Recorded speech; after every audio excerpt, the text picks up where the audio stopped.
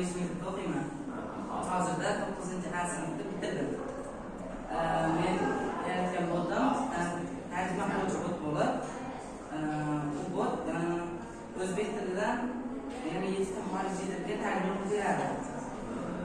Biz demak, o'zbekchadan xorijiy tilga xohlagan narsangiz usta bo'ladimi? Salom.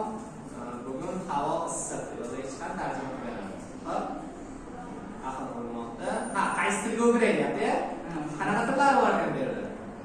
Inglizcha, ruscha, turkcha, arabcha, nemischa, koreyscha va xitoycha. Bo'lib, qani koreyscha o'girtiraylik.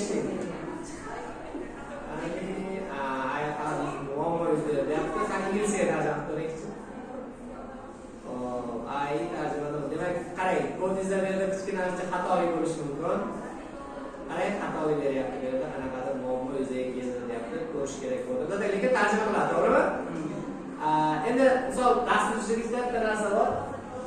Xato chiqadi, xatosiz qilish iloji yo'q. Xatolarni to'g'rilash orqali nimadir yaratiladi. Doim. Demak, hozir bu yerda qanaqa xatosi bor? Xatosini to'g'rilasa men ishlasak kerak. Hozir bu tarjima qilmayapti, taktika tarjima qilishni kerak. Hozir ishlatdimi? Bilmadim, endi chetda nimaga ishlamadi. Ana shundan start berib ko'raylik. Salom deb yozib qo'yaylik. Salom, qani tahlil qilinmoqda. Bu o'quvchimizniki ko'rgandasiz kimudi va ma'lumotini skenerga qo'ya olmadik. Ya'ni hozir o'zini kompyuter ichida ishlab turibdi. Shuning uchun bo'sh qolayotgan bo'lishi ham mumkin.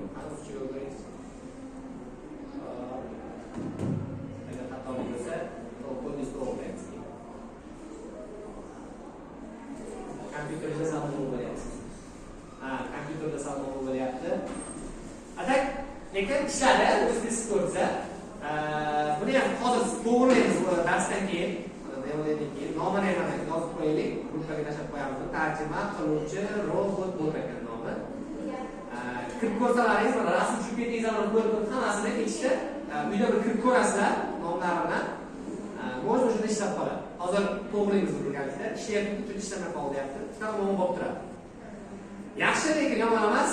Qanday bir savol bor bu yerda, faqat o'zbekchadan inglizchaga o'tkazadimi yoki inglizchadan o'zbekcha yoki ruschadan koreyschaga o'tkazadimi? Farqi yo'qmi? Shu 7 ta nimadan tildan farqidan ko'radi. O'zbekchaga o'tadi. O'zbekchadan shu 7 ta. Demak, faqat o'zbekchadan bunga, bulardan o'zbekchaga. Bo'ldi, demak shunday. Ya'ni inglizcha ruschaga o'ta olmaydi. O'shalarni qo'shish kerak ekan. Ya'ni endi nima qilsak bo'ladi? Asosbek keyin tillar qo'shish mumkin. Ko'proq bilan tugmalar qayta qo'shish mumkin. Chat bilan. Yaxshi. Bo'ladi. Yaxshi. Rahmat sizga. Qo'llab qo'yamiz.